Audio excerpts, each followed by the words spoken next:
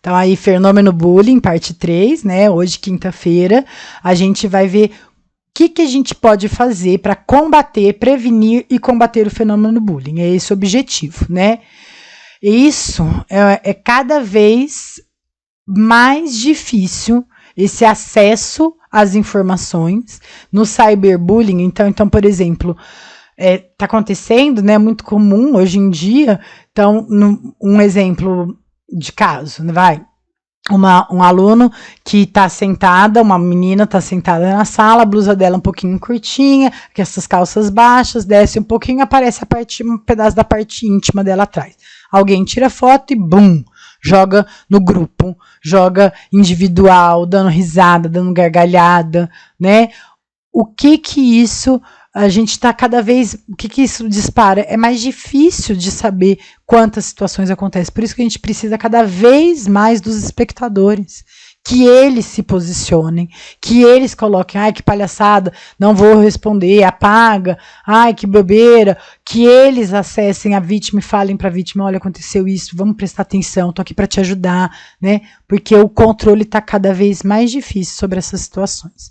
O que o GPEM colocou um estudo de um trabalho que eles fizeram, uma pesquisa que eles fizeram, esse grupo de Campinas e Araraquara, né, grupo de estudo de pesquisa da educação moral.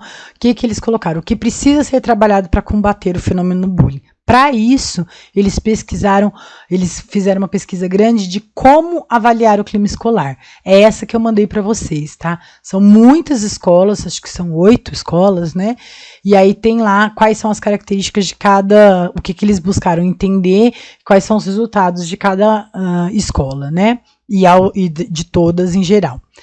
Então, o que é? Eles voltaram para entender esse clima, né? E a partir disso eles separaram em grupos. A pesquisa do GPEM, que eles procuraram, como que eles procuraram, né? Como que eles estruturaram as entrevistas para entender esse clima. Algumas perguntas eram voltadas para gestores, alunos e professores. Então, eram perguntas voltadas para o ensino e aprendizagem, para as relações sociais de conflito, né?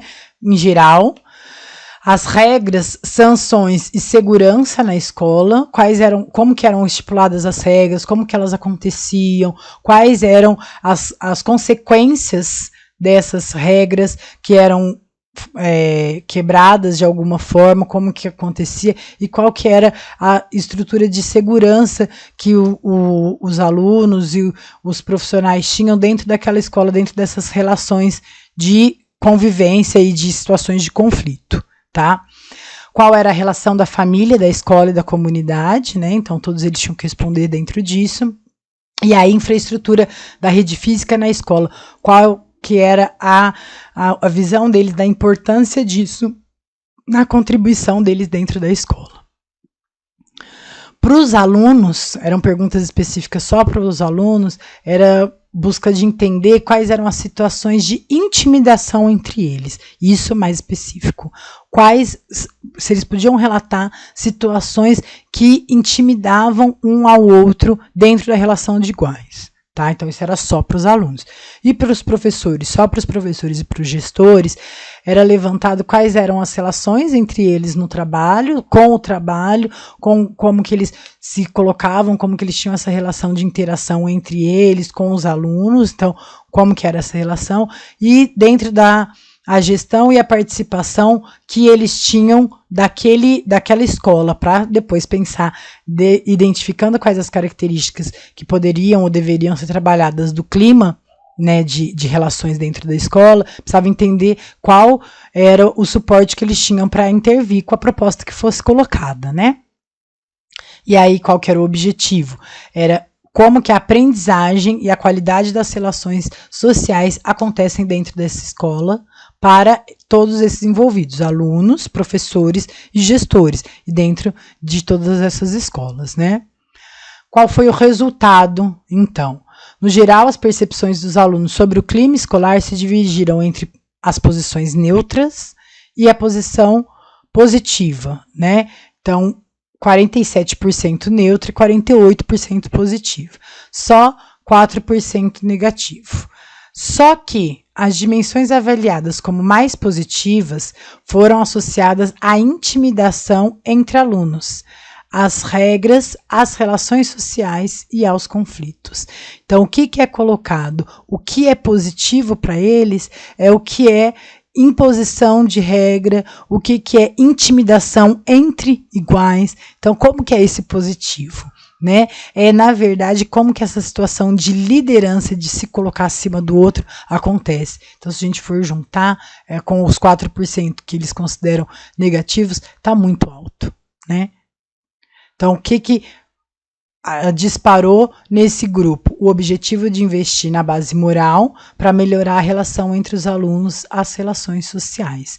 Então, essa do moral, de qual que é a sua fundamentação de que você tem que fazer pelo outro, como que você tem que fazer pelo outro, tá? Isso é o ponto principal. O que eu não posso passar, não é da minha alçada, é invasivo em relação ao outro. E eu preciso ser respeitoso ao outro. E se eu espero respeito a mim, eu também quero respeito do outro. O que acontece? Muitas vezes não tem respeito. Então não tem esse modelo de outras pessoas, então não tem esse modelo de dar o respeito para outras pessoas, tá? O negativo totalmente voltado para essas relações sociais também, como eu falei, né? Então, o que eles colocaram? Construindo a convivência, é o grande projeto que eles têm lá, né? Para prevenção. Qual que é a estrutura que eles fazem desse projeto de Construindo a Convivência? Precisa ser elaborado um grupo de apoio, uma equipe de apoio, que seja entre iguais e com a tutoria de um adulto. Tutoria. Então, tirar dúvidas, né? Atenção. Para isso, eles elaboraram protocolos, entrevistas, a partir de perguntas que eles colocavam sobre a forma de relações, o perfil dos alunos que tem na escola. Então, por exemplo, para identificar o que é essa equipe de apoio. Deixa eu explicar, né? Isso faltou, desculpem. Cada sala de aula tem um tutor e 3 colegas da equipe de apoio, tá? Esses 3 colegas, eles têm da equipe de apoio, todo mundo sabe que são eles da equipe de apoio, então quando precisar de alguma coisa pode recorrer a eles, a equipe de apoio. Eles têm como papel observar os colegas e levantar quem tem as características de estar mudando de situações emocionais, de relação entre os colegas de alguma forma e se dispor a ajudar sobre isso, tá? Então, para isso, e o tutor é o que vai dar orientações. Então, nossa, professor, eu sou da equipe de apoio, tá? E o Vitor é o tutor. Fala, nossa, Vitor, você sabe, dos professores da psicologia da Unifafib, tá? Nossa, Vitor, você sabe, eu achei outro dia, exemplo, gente, fantasioso. Eu achei outro dia que a Mari tá mais pra baixo, ela tá mais quieta, parece que ela não tá muito animada. Você percebeu isso? O que você acha? Como que você acha que eu posso falar com ela para tentar ajudar ela? Por quê? A equipe de apoio que vai chegar aos colegas, à vítima, por 2 motivos: para promover a relação entre iguais e que eles tenham outras estruturas dentro dessa relação que não as negativas, tá? E não sei, se for o Vitor que for lá perguntar, o tutor, no caso o coordenador, falar, Mari, parece que você tá estranha, tá acontecendo alguma coisa? A Ângela me falou que ela tem te visto cabisbaixa, né? Pronto, vai ser ofensivo, vai ser, ai meu Deus, tô fazendo coisa errada, vai diminuir ainda mais a imagem ou a situação, ou piorar ainda mais a situação crítica emocional da pessoa, né? Então, o tutor, ele vai auxiliar a equipe de apoio em como chegar, em como conduzir os diálogos com os colegas que estão em situação de crise, tá? Que estão em situação de fenômeno ou de conflito existencial, conflito moral alguma, ou de baixa ânimo para fazer as atividades. Então percebeu que tá para baixo, que tá chateado, que tá cabisbaixo, é a equipe de apoio que vai procurar e vai auxiliar, tá? Então, para isso, eles nesses protocolos, nessas entrevistas que eles montam, eles passam para todos os alunos da sala, várias folhas eles têm que responder individualmente, e aí eles fazem como levantar esses protocolos, cada um cria o seu, tá? Então eles não publicam, a gente sabe qual que é o fundamento do protocolo, mas não é publicado. Então, pensando, em quem você confia mais na sala? Porque se você precisasse contar sobre uma situação que aconteceu pessoal com você, que você não queria que todo mundo soubesse, mas você precisa de uma ajuda para pensar sobre isso, para quem você falaria? Porque tem alguém que você tem receio de contar as coisas, que você nunca contaria nada? Por quê? Então é dentro desse protocolo que vai se levantando, dentro daquele grupo de 30, 40 alunos, quem são os mais importantes, quem são os que têm esse perfil de equipe de apoio de confiança, que disparam confiança dos alunos, tá? Então essa é uma questão.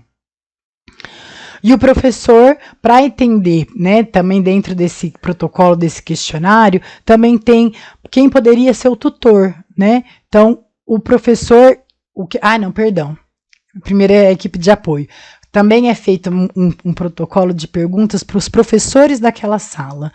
Quem eles identificam e conhecem como aluno, que tem um perfil mais agressivo, que tem um perfil mais impositivo, que tem um perfil de liderança, que não tem um perfil de liderança, que parece não ter uma boa autoimagem. Então, para a equipe de apoio é feito esse protocolo com entrevista para o aluno e para o professor, para identificar, destacar quais são os principais alunos daquela turma que tem o perfil de montar uma equipe de apoio. E aí a segunda parte, é a equipe de tutores, dos adultos.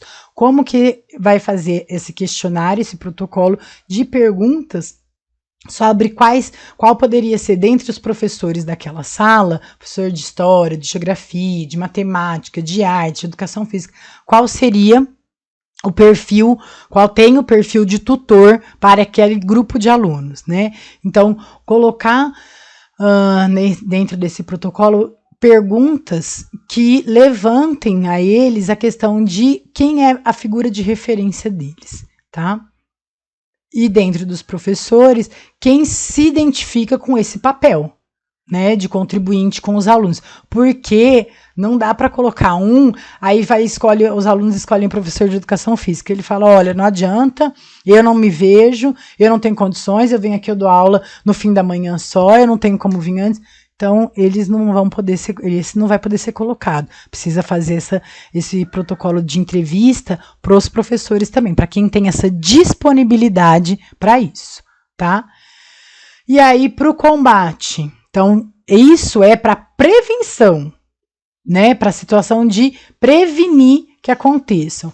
E para o combate, quais são as questões? Aconteceu, como por exemplo, Ângela, faz de conta que naquele caso da Maria tem uma situação de equipe de apoio. Como que vai combater aquela situação que já aconteceu? A equipe de apoio tenta ao máximo prevenir e ela não conseguiu, aconteceu. Como que vai combater aquilo para que isso não seja prorrogado e até modelo para outras situações de bullying, né?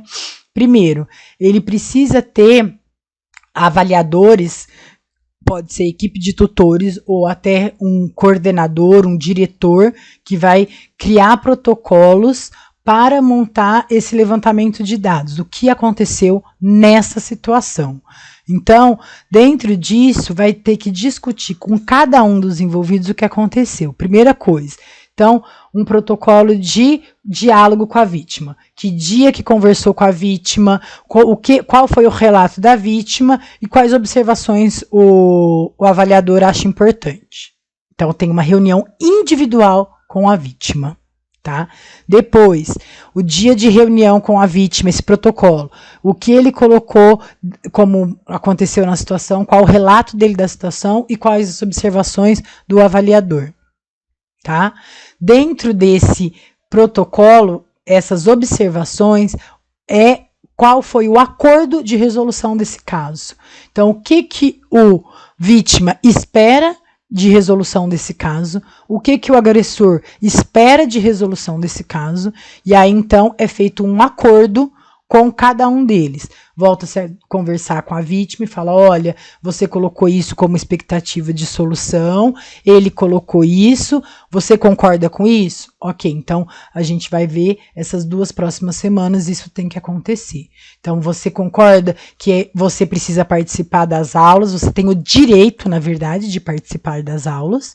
Então, para que ela não te atrapalhe, para que a Fernanda não te tire das aulas, você colocou que você gostaria que ela simplesmente te ignorasse, não chegasse perto de você. Por exemplo, né? No protocolo, a vítima Maria coloca, eu não quero a Fernanda perto de mim.